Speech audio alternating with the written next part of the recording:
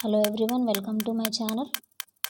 ఈరోజు సుప్రీంకోర్టు మనకి ఏదైతే సూచన చేసిందో దాని గురించి మనం మాట్లాడుకుందాం ఈ వీడియోలో. డైలీ కరెంట్ అఫైర్స్లో భాగంగా ఇది చాలా ఇంపార్టెంట్. సో దాని గురించి నేను ఎక్స్ప్లెయిన్ చేయడానికి చూస్తాను. ఫస్ట్ వచ్చేసి గర్భవిచ్ఛిత్తి చట్టాన్ని మార్చండి అనే సూచన మనకి సుప్రీంకోర్టు అయితే చేయడం జరిగింది. ఎందుకు ఈ గర్భవిచ్ఛిత్తి చట్టాన్ని మార్చాలని ఏ సందర్భంలో చెప్పిందంటే, ఒక 15 సంవత్సరాల బాలిక తను మోస్తున్న అవాంఛిత ఒక రేపు అత్యాచార బాధితురాలైన బాధిత ఎవరైతే ఉన్నారో ఆ అమ్మాయి 30 వారాల గర్భం మోస్తుంది. ఆ గర్భం తనకు అవసరం లేదని చెప్పి తను సుప్రీంకోర్టును ఆశ్రయించింది. దానికి సంబంధించి సుప్రీంకోర్టు ఈ వ్యాఖ్యలు అయితే చేసింది. ఆ అమ్మాయి అబార్షన్కి పర్మిషన్ ఇచ్చి సుప్రీంకోర్టు అనేది గర్భవిచ్ఛిత్తి చట్టం ఏదైతే ఉందో మెడికల్ టర్మినేషన్ ఆఫ్ ప్రెగ్నెన్సీ యాక్ట్లో కొన్ని మార్పులు తీసుకురావాలి అని చెప్పి సూచన చేసింది. ఆ మార్పులు తీసుకువచ్చే విధంగా పార్లమెంటు యాక్ట్ని అమెండ్మెంట్ చేయాలని చెప్పేసి సూచించిందనమాట. అయితే అసలు ఈ యాక్ట్ ఏంటి, medical termination of pregnancy act అనేది ఏంటి, దాని గురించి మనం చూద్దాము. Medical termination of pregnancy act అంటే అసలు దీని హిస్టరీ ఏంటి చూద్దాం. ఏదైతే అబార్షన్ అనేది ఏదైతే ఉందో దాని గురించి అనమాట. ఇది అంటే గర్భస్రావం మహిళల వాళ్ళ ఆరోగ్యం దృష్ట్యా కానీ ఇంకా ఇతర ఏ కారణాల వల్ల అయినా కానీ వాళ్ళ గర్భాన్ని తీయించుకోవచ్చు, అబార్షన్ చేయించుకోవచ్చు అనేది దీని ఉద్దేశం అనమాట. అసలు ఈ హిస్టరీ ఎలా వచ్చింది అంటే, ఈ యాక్ట్ ఎప్పుడు ఏర్పడింది, అది ఏర్పడడానికి గల కారణాలు ఏంటో మనం చూద్దాం ఇప్పుడు. Medical termination of pregnancy act, MTP act, ఇది స్టార్టింగ్ వచ్చేసి మన 1960 వరకు కూడా ఈ అబార్షన్ అనేది చట్టవిరుద్ధం అనమాట. మన భారతదేశంలో లీగల్ కాదు, ఇల్లీగల్ అనమాట, చట్టవిరుద్ధం. ఎవరైనా ఇలాంటి గర్భస్రావం అబార్షన్కి పాల్పడితే అది పనిషబుల్ అఫెన్స్ అనమాట. అయితే 1960 తర్వాత ఇది ఏర్పడింది. అసలు ఎందుకు ఏర్పడింది ఇది, దానికి గల కారణాలు ఏంటి అని అంటే, అప్పటిదాకా అనుమతించిన ప్రభుత్వం డైరెక్ట్గా అప్పటి నుంచి ఎందుకు అనుమతించింది, మనకి 1960 ముందు వరకు కూడా ఐపీసీ సెక్షన్ 312 నుంచి 316 వరకు కూడా ఇది నేరంగా పరిగణించబడేది. తర్వాత అనధికారిక గర్భస్రావాలు పెరగడం, అంటే మహిళలకి ప్రాబ్లమ్స్ రావడం, లోపల బేబీ సరిగా లేకుండా ఉండడం, మహిళల ఆరోగ్యం గురించి ఆలోచించి ఆ ప్రమాదాలను తగ్గించాలని చెప్పేసి మనకి గవర్నమెంట్ అనేది ఈ యొక్క చట్టాన్ని అయితే చేయడం జరిగింది. అయితే దానికి ఎప్పుడు ఏర్పడింది ఈ చట్టం అనంటే, 1964లో ప్రభుత్వం శాంతిలాల్ షా అనే ఒక కమిటీని ఏర్పాటు చేసింది. ఎందుకు, అసలు ఈ గర్భవిచ్ఛిత్తి చట్టం ఏర్పాటు చేయడానికి మీరేం సూచిస్తారు, ఏర్పాటు చేయడానికి కారణాలు ఏంటి అనేది అధ్యయనం చేయమని చెప్పేసి ఈ శాంతిలాల్ షా అనే కమిటీని 1964లో ఏర్పాటు చేసింది. ఈ కమిటీ అనేది తన సజెషన్స్ ఇచ్చిందనమాట గవర్నమెంట్కి. ఏంటి, మహిళల ఆరోగ్యం దృష్ట్యా, మహిళలు గర్భాన్ని ఎవరైతే మోస్తున్నారో అటువంటి వారు కొన్ని పరిస్థితుల్లో వారి ఆరోగ్యం దృష్ట్యా ఈ గర్భాన్ని తొలగించవచ్చు, అలాగా ఒక యాక్ట్ చేయవలసిన అవసరం ఉంది, ఒక చట్టం అయితే ఏర్పాటు చేయవలసిన అవసరం ఉంది అని చెప్పేసి తన సజెషన్ ఇచ్చిందనమాట. అప్పుడు సజెషన్ ఇచ్చినప్పుడు ఏం జరిగింది, 1971లో కేంద్ర ప్రభుత్వం అనేది మెడికల్ టర్మినేషన్ ఆఫ్ ప్రెగ్నెన్సీ యాక్ట్ని 1971లో పార్లమెంట్లో ఆమోదించింది. ఆ యాక్ట్ అనేది 1972 నుంచి మనకి అమల్లోకి వచ్చింది. ఇందులో కొన్ని మెన్షన్ చేసిన పాయింట్స్ ఏంటంటే, ముఖ్యమైన పాయింట్స్, కొన్ని షరతులు, అంటే గర్భధారణ అనేది 20 వారాల లోపు వరకు గర్భస్రావానికి అనుమతి, అంటే 20 వారాల లోపు గర్భాన్ని మాత్రమే తొలగించడానికి అనుమతి, 20 వారాలు దాటిన గర్భాన్ని మాత్రం తొలగించడానికి అనుమతి లేదు, అది ఇల్లీగల్ కిందకు వస్తుంది. ఆ 20 వారాల గర్భం కూడా ఒక డాక్టర్ అభిప్రాయం కనుక్కొని, 12 వారాల లోపు గర్భం అయితే ఒక డాక్టర్ అభిప్రాయం కనుక్కొని అతని సజెషన్స్ ద్వారా ఇది సేఫే, తొలగించుకోవచ్చు అంటే అప్పుడు తొలగించుకోవాలి. లేదు 12 వారాలు దాటి ఉందనుకోండి, అప్పుడు ఇద్దరు డాక్టర్ల అభిప్రాయాన్ని మనం కనుక్కోవాలి. 12 నుంచి 20 వారాల మధ్యలో ఉంటే ఇద్దరు డాక్టర్ల అభిప్రాయం కనుక్కొని తొలగించుకోవాలి. అది కూడా కొన్ని ప్రత్యేక కారణాలకు మాత్రమే అనుమతి. ఎవరు పడితే వాళ్ళు తొలగించుకోవడానికి కూడా లేదు.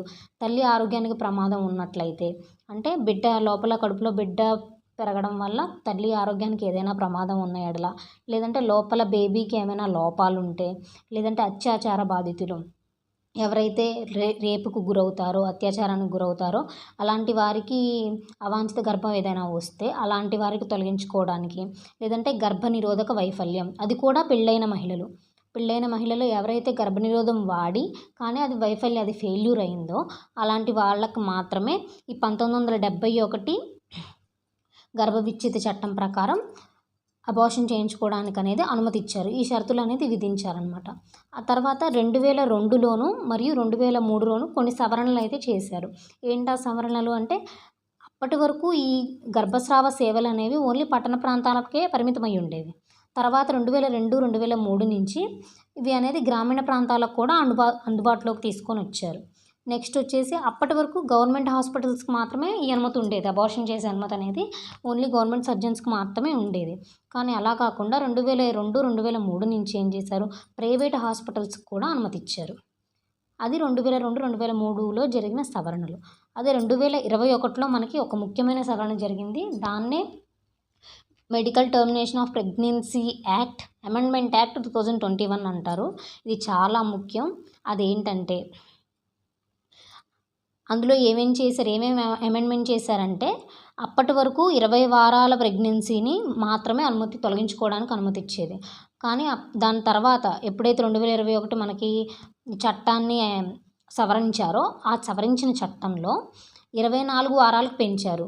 అంటే 20 వారాల గర్భం కాదు, 20 నుంచి 24 వారాల వరకు కూడా గర్భాన్ని తొలగించుకోవచ్చు అని చెప్పేసి పెంచారు.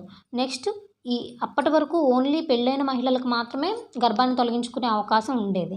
కానీ ఇప్పుడు 2021 సవరణ చట్టం ద్వారా దాన్ని వివాహం కాని వారికి కూడా తొలగించుకోవడానికి అవకాశం ఇచ్చారనమాట.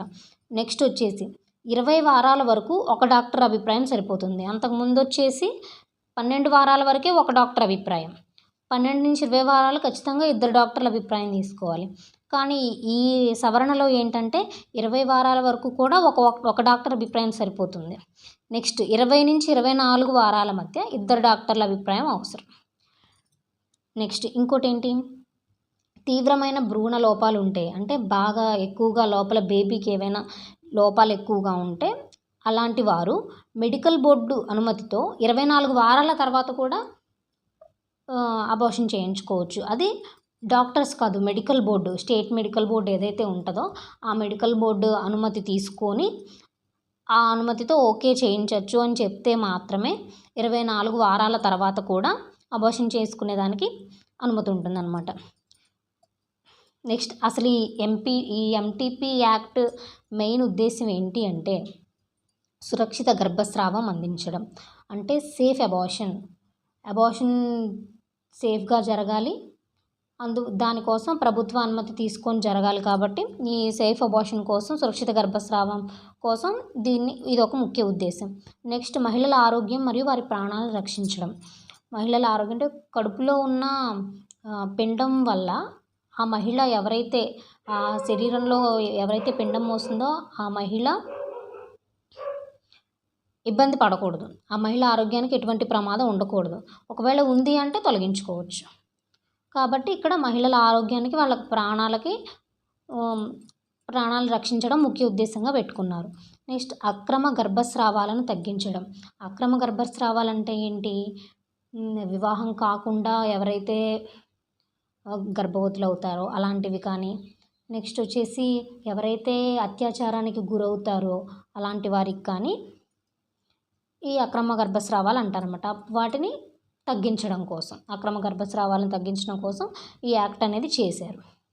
ఇప్పుడు మనం క్విక్ రివిజన్లో చూసుకుంటే 1964లో షా కమిటీ ఏర్పాటు చేశారు. 1964కు ముందు వరకు ఈ గర్భస్రావం అనేది అబార్షన్ చేయించుకోవడం అనేది చట్టవిరుద్ధం.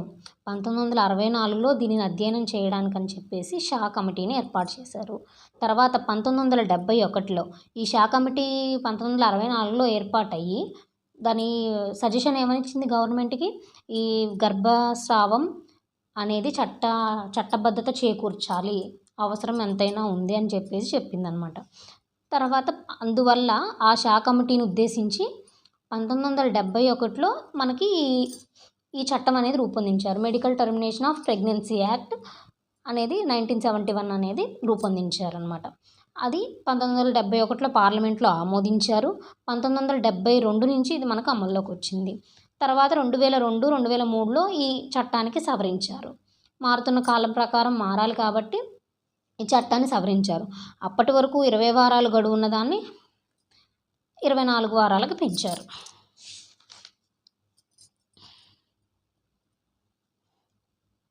ఎప్పుడు పెంచారు? 2021 యాక్ట్లో. 2002, 2003లో ఏంటి, పట్టణ ప్రాంతాల్లోనే అప్పటి వరకు అందుబాటులో ఉండే ఈ అబార్షన్ అనేది ప్రాసెస్ అనేది గ్రామీణ ప్రాంతాలకు విస్తరించారు. అలాగే ఓన్లీ గవర్నమెంట్ హాస్పిటల్సే కాకుండా ప్రైవేట్ హాస్పిటల్స్కి కూడా అనుమతి ఇచ్చారు. 2021లో ఏంటి, ఇది చాలా ముఖ్యమైనది 2021 అమెండ్మెంట్. ఇందులో ఏం చేశారు, గర్భస్రావం గడువు అనేది అప్పటిదాకా 20 వారాలు ఉన్నది 24 వారాలకు పెంచారు. వివాహం కాని వారికి కూడా ఇచ్చారు. అండ్ ఒక డాక్టర్ సజెషన్తో 20 వారాల వరకు, ఇద్దరు డాక్టర్ల సజెషన్తో 24 వారాల వరకు గర్భస్రావం అనేది చేయించుకోవచ్చు ఇదన్నమాట. అంతేకాకుండా 24 వారాల తర్వాత కూడా ఎవరికైతే తీవ్రమైన భ్రూణ లోపాలు, అంటే లోపల బేబీకి తీవ్రమైన లోపాలు ఉండి ఒకవేళ ఆ బేబీ పుట్టినా బతకదు, లేదంటే ఆ బేబీ పుట్టడం వల్ల ఆ తల్లికి కానీ ఇబ్బంది అవుద్ది అని చెప్పేసి మెడికల్ బోర్డు సర్టిఫై చేస్తే అలాంటి వారికి మాత్రం 24 వారాల తర్వాత కూడా అబార్షన్ చేయించుకునే అవకాశం కల్పించింది గవర్నమెంట్. సో ఇది medical termination of pregnancy act అనమాట. ఇది చాలా చాలా చాలా ఇంపార్టెంట్. ఈ గవర్నమెంట్ అనేది మనకి ఎగ్జామ్ పాయింట్ ఆఫ్ వ్యూలో ఇది ఎలా ఇంపార్టెంట్ అంటే, గవర్నమెంట్ అనేది ఉమెన్ డెవలప్మెంట్కి, మహిళల కోసం ఏం చేస్తుంది, మహిళల రక్షణ కోసం ఏం చేస్తుంది, మహిళల ఆరోగ్యం దృష్ట్యా ఏం చేస్తుంది, మహిళలు జీవితంలో ఎదగడానికి ఏం చేస్తుంది అనే పాయింట్ ఆఫ్ వ్యూలో ఇది చాలా ఇంపార్టెంట్. సో ఇది చాలా గట్టిగా ప్రిపేర్ అవ్వాలి. అండ్ నెక్స్ట్ వచ్చేసి ఇప్పుడు సుప్రీంకోర్టు సజెస్ట్ చేసింది, ఒక 15 సంవత్సరాల బాలిక 30 వారాల గర్భాన్ని తొలగించుకోవడానికి, అత్యాచార బాధితురాలు ఎవరైతే ఉందో ఆ అమ్మాయి 30 వారాల గర్భాన్ని తొలగించుకోవడానికి అనుమతి ఇవ్వాలి, అంటే ఈ మళ్ళీ సవరణ చేయాల్సిన అవసరం ఉంది అని చెప్పేసి సుప్రీంకోర్టు అయితే సజెషన్ ఇచ్చింది. దాని పర్పస్లో మనం ఈరోజు ఈ యాక్ట్ అనేది చూసుకున్నాం.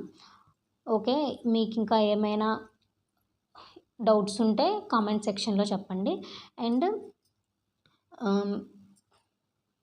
ఎవరైతే కోచింగ్ తీసుకోలేని వాళ్ళు ఉన్నారో, పిల్లలు ఎవరైతే గవర్నమెంట్ జాబ్స్ ప్రిపేర్ అవుతూ కోచింగ్ తీసుకోలేనటువంటి వాళ్ళు ఎవరున్నారో వాళ్ళకి నా ఛానల్ చాలా బాగా యూజ్ అవుతుంది.